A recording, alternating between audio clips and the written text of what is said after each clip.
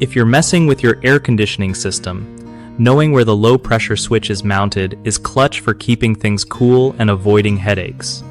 So, the low pressure switch is usually slapped right on the suction line, which is the thicker pipe coming out of your AC unit.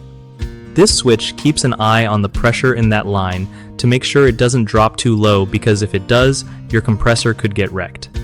If you want to find it, just follow the big, thicker pipe going back toward the compressor. The switch looks like a little sensor or a round thing with wires hooked up to it. It's there to shut off the compressor if the pressure dips under a safe level, so your AC doesn't get damaged. If you ever notice your AC cutting out randomly, this switch might be the culprit. To test it, you can check continuity with a multimeter, or just see if the unit runs fine when the pressure is normal. Replacing it is pretty straightforward if you have basic tools, but always make sure you turn off power before touching anything.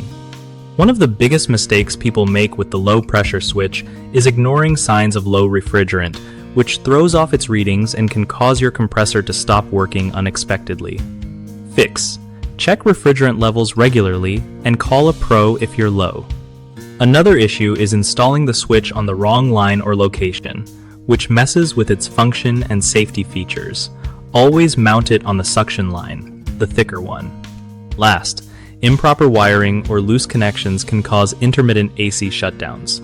Double check all wire connections are tight and secure before calling it quits.